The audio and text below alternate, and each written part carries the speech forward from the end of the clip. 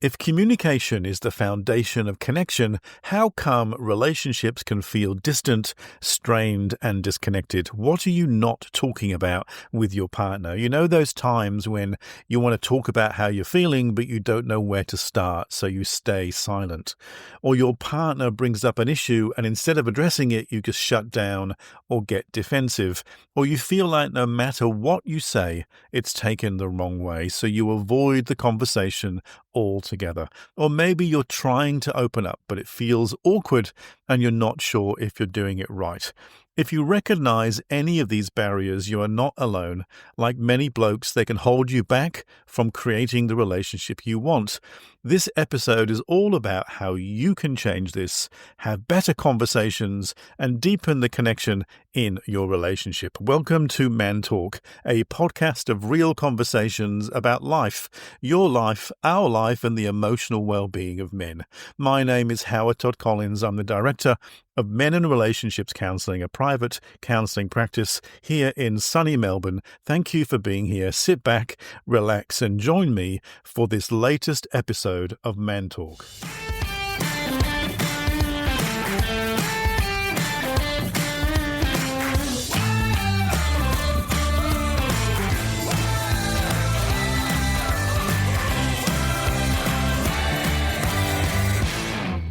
Hello. I hope you are well wherever you are. We are sitting in autumn here in Melbourne. The wind is blowing, the leaves are falling to the ground. The world is generally turning upside down. There's just too many wars, conflict. There's no such thing as good news. Very soon here in Australia, we're coming up to a general election in 1 week's time. Don't get me started on politics. It's much easier to talk about men's emotional health and well-being, which is why I'm here. So I hope you are well, but if you're like me and many blokes that I talk to, many of us have grown up without role models of what healthy communication and connection look like. If you didn't grow up with seeing your family or parents having more open, respectful conversations, it's no wonder you may feel lost when it comes to navigating them in your own relationship. Many of us have picked up messages, either conscious or unconscious, that we should just be strong, stoic, often silent, and certainly self-reliant.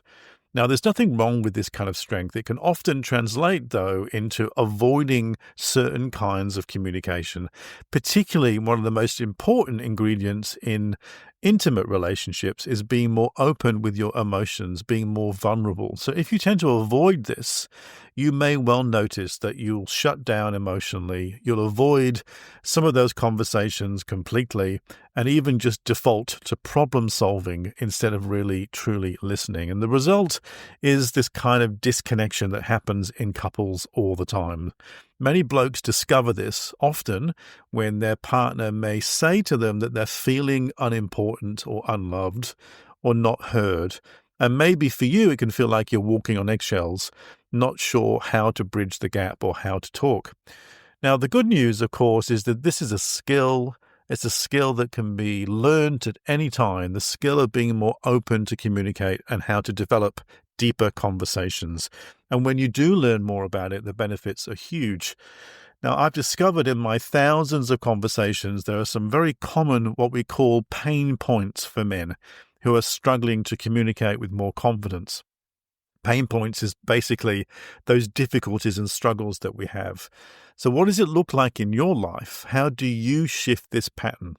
Now, there's one thing to know what the pain points are, and we'll cover some of those shortly. The most important thing to do, or to think about rather, is what do you do about it? What are the proactive steps to improving communication and connection in relationships? So let me guide you through some of them.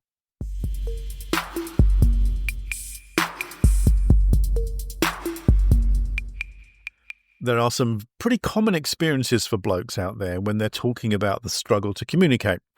And I'm going to take you through them in a moment. I just want you to remember something. As you're listening to me going through some of these pain points and some of the tips that I'm going to give you as well, it's important to check in with yourself, that you're not blaming yourself or you're not judging yourself, because we all make these mistakes. They're really, really common. The most important thing is that you can do something about them. So let me take you through what some of these actually are. The first one is what I call the fear of being open or the fear of being vulnerable. There are many blokes who struggle with this. You know, there's all sorts of reasons why this gets in the way. We kind of discourage ourselves from being open, or we've not learnt how to do so, or there's an expectation that we should just be strong and stoic and silent. But this fear of being open can actually be a real problem because it leads to avoidance of these deeper conversations that blokes need to have from time to time. Now, I want you to think about this, whether you know in your own mind that you're avoiding being vulnerable, and whether you can start to shift your way of thinking, that you can embrace the idea that your vulnerability is your strength, it's not a weakness. If you can commit to sharing some of your thoughts and feelings with your partner more often, even though it feels uncomfortable. Now, this leads into a second really common pain point for blokes is, so what does it mean to express your emotions, right? It's very difficult to know what that looks like if you've not learned how to do it. Many men have a real challenge of identifying their feelings, let alone talking about them, which can be very frustrating and lead to lots of misunderstandings. So I want you to think about how you focus on identifying and naming your emotions day to day. You may start to think about slowing down a little every day and reflect or write down what is happening in your day, what's going on in your mind, what are you thinking and what are you feeling, and what are you willing to share with your partner. Now, this is a practice that does take space and time. It needs to be prioritized because when you start to practice this, you'll start getting much clearer and more open and more honest in the way you're communicating. The classic one that follows next in terms of the pain point that's most popular, I guess, in my conversations is the idea of avoiding difficult conversations altogether. Avoidance of conflict, right? There's a fear that it just somehow, whatever you're talking about ends up being an argument, and any kind of issues that are going on are not resolved. So have a think about whether you're avoiding conflict or whether there's a projection going on here where you think whatever you have to say is going to lead to conflict because you're fearful of the response. You need to decide how you address issues more directly as opposed to avoiding them. Approach conversations with the intention of resolving stuff, not escaping stuff. So you need to find time, regular time, to talk with your partner every week, if not every other day. No distractions. I will strongly suggest that you begin talking about stuff, not just before you go to bed. Those bedtime conversations can be a real problem if either of you are too tired to listen or to talk. There are many men that I meet who are, they describe themselves as overthinkers and often self-critical. This is another pain point that's incredibly common that comes into my conversations all the time. Now, if you're the kind of guy that overanalyzes everything, goes through conversations in your head, or you end up becoming overly critical of yourself, this can create all sorts of anxiety and therefore hesitation to talk about something in your relationship. Avoiding this kind of style of communicating is also part of avoidance, overthinking, and being self-critical. So I want you to think about this. Do you see yourself as someone who needs to be perfect in the way that he communicates? All it requires really is an attempt at authentic conversation. It doesn't have to be perfect. It's not a perfect science. Remind yourself that it's actually okay to make mistakes while you're communicating. You are better off being more open and trying to communicate than getting lost inside your overthinking brain. Now, there are 4 more pain points that I want to share with you and some more practical tips of how to deal with them.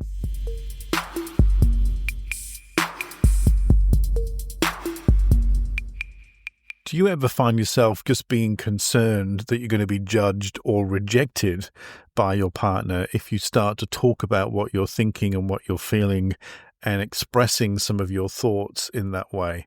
It's really common. Some of that is projection, some of it's not. You may be in a pattern with a partner where you end up, instead of listening to each other, you end up arguing about what's being said. Some of that is the way you're communicating and the way it's being heard. And it's quite a skill to get this right. I want you to think about this because, if you're getting lost in the fear of rejection or judgment and not saying anything at all, that actually creates more of the negative cycle of interacting. If you can prioritize just being honest with your partner over worrying about their reaction, that's a pretty good start. You can even start talking to your partner about asking them just to really listen to them as opposed to jumping in with any kind of reactions or thoughts. Just trust that you expressing yourself in your relationship actually strengthens the connection. Consider that your thoughts and needs are perfectly valid. And if it requires more conversations and clarification, that can help you from this fear of rejection or judgment getting in the way. Now, a very common pain point for blokes is also about confidence in communication skills. Many of us have not felt particularly well equipped to navigate sensitive topics or express ourselves clearly, especially if we're not used to it or we grew up in a certain way where we were not modeled it very well. It often feels like we're inadequate in some way. That feelings of being inadequate stops us from talking altogether. I want you to commit to something, to practice more open, honest communication regularly. See it as a building process where you're building trust through more conversations as opposed to less conversations. And start to talk to your partner about your need to be more confident and consider what you may need from them to help you. Now, there are many couples that I talk to around negative communication patterns. There's all sorts of styles out there that couples fall into, men and women, and so on. These include the cycles of blame, defensiveness, or shutting down conversations. These all get in the way of connection and intimacy. So start to think about what your negative communication pattern is. See whether you can focus on breaking the cycle by choosing to respond more calmly and thoughtfully. Learn how to regulate your reactions and focus on listening and understanding as opposed to just reacting defensively or the need to be right. Now, the final pain point, which is so common out there that I think you'll probably recognize, is the need for most blokes in particular is to solve problems. We have a default mechanism in our brain that says we should be able to fix this problem. We should be finding the solution. And what happens is that instead, when we're doing that, we miss out on something, the skill of empathetic listening, which can make partners feel dismissed or unheard. So I want you to shift your focus a bit from just solving problems to listening and finding empathy. Allow the space for your partner to share with you without necessarily coming up with a solution. Now, there's a real skill for most of us to start to practice. So how do all these tips from these pain points, how do they actually build deeper conversations?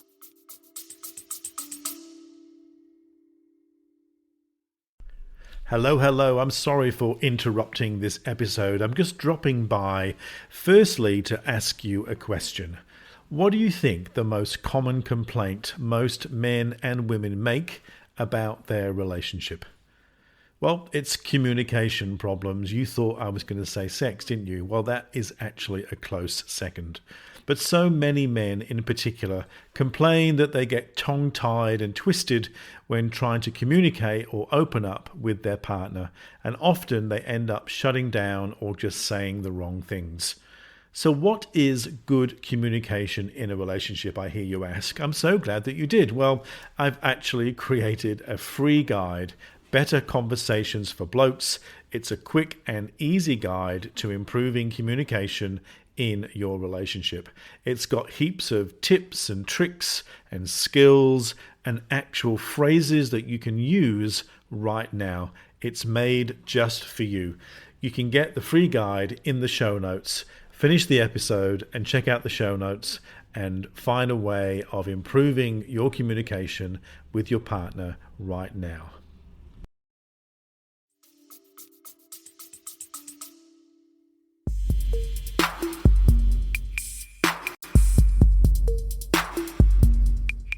Let me give you some real life examples and scenarios that demonstrate how confident conversations can actually really benefit a relationship. Now, these are real life, as in these are conversations that I keep having with couples and with men and women all the time. They seem very benign in some ways, but they're really common, and I think you'll probably resonate with some of them. So let's say, for example, you've had a stressful day at work, and it's been a tough day. And whatever your routine is when you get home from work, what do you do when you get home? A lot of people just get home and get lost in the routine of the afternoon or evening. It could be kids, it could be dinner time, it could be all sorts of things that need to be done.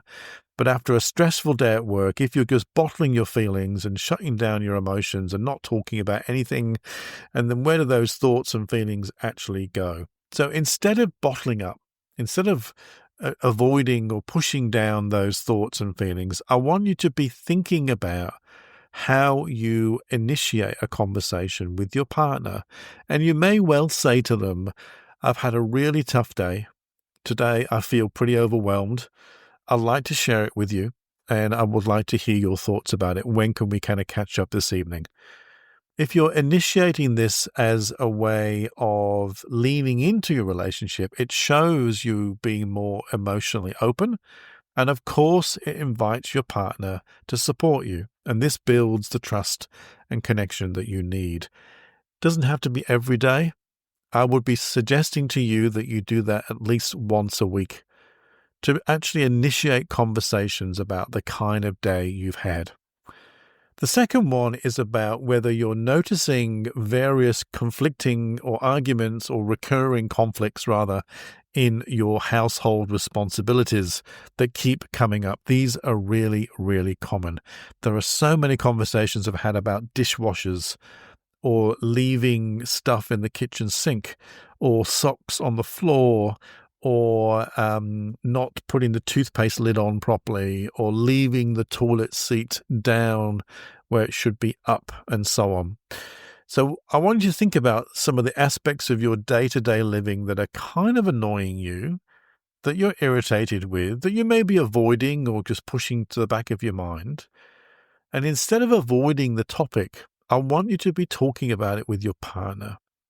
You can say, I've just noticed something that we keep clashing over, and just give the example. It could be the socks, it could be the dishwasher, it could be the way the kitchen sink is left a mess, it could be the way that no one vacuums.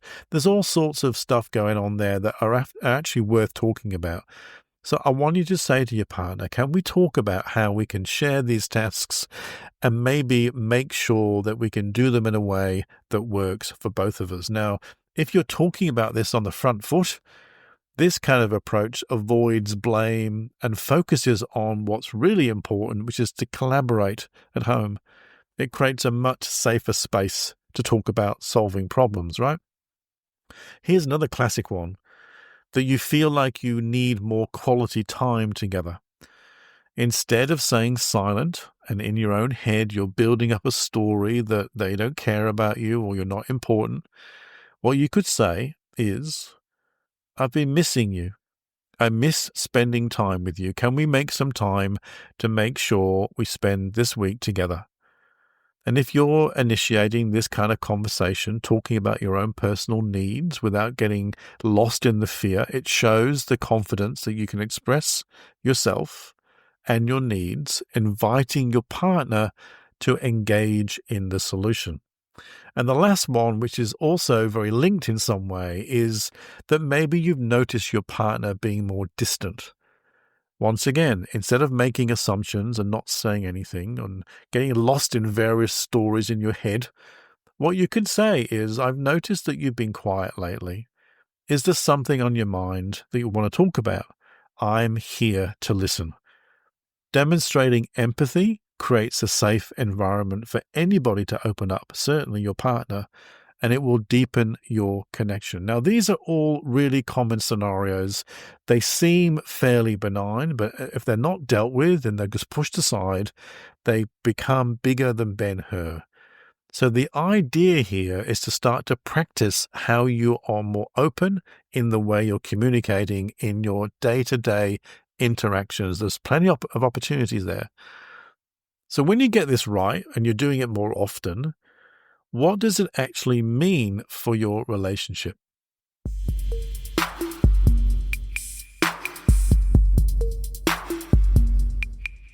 By looking at these pain points, but also focusing on actionable tips for you, they are designed to help you understand yourself more and also designed to help you understand your relationship better. So if you are able to embrace something around being more open emotionally, you will create a deeper connection with your partner, and that will help them to feel valued and understood. Clear communication reduces misunderstandings, and that means that you and your partner can start to feel heard and respected. If you're able to address negative patterns more directly, you can move away from cycles of blame, defensiveness, or withdrawal, and this can only mean a healthier dynamic between the two of you, right?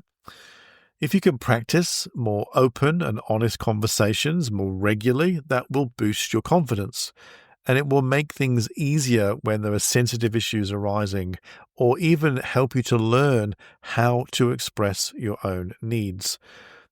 And if you're able to look at the ideas of empathy and active listening, this will build more trust. It will build a stronger foundation of connection. And if you can focus on understanding and meeting each other's needs, you will then create a relationship where you both grow together. These tips are all designed to help you to move away from feeling disconnected and lonely by encouraging more meaningful and consistent engagement with your partner. I want you to be shifting from problem solving to more empathetic listening. This is a skill that will show your partner that their feelings matter, and it strengthens more respect and more support.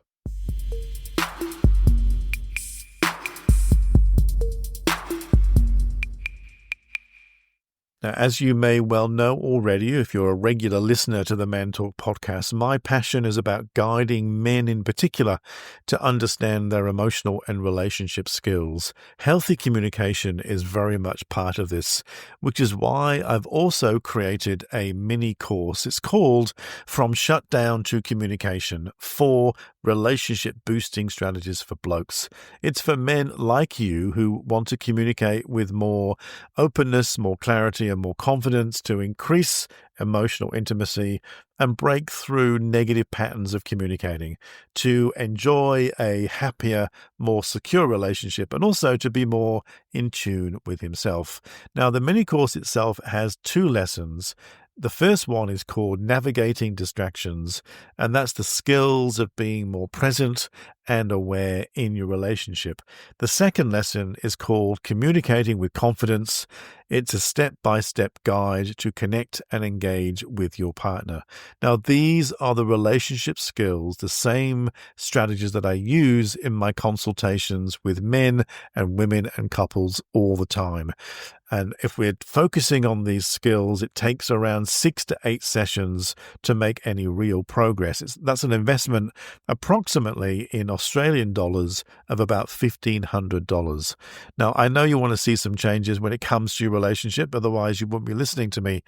So I've also created a program that I think represents pretty good value. The mini course itself is only $49. So if you're ready to start working on your relationship, you can click the button in the show notes below. It'll take you to a checkout where you can check out more details and get instant access to the course. I would love to hear more of your thoughts about today's episode. Let me know on Insta, Man Talk with Howard. If you've got more interest in learning more about yourself and your relationship, as well as the course itself, there are some online products that you may find quite interesting to look at. There's an online shop. All those details are in the show notes below. Thank you for listening. If you like what you hear, please tell your mates. Give me a review of wherever you found the podcast, and I look forward to talking with you again in the next episode of Man Talk.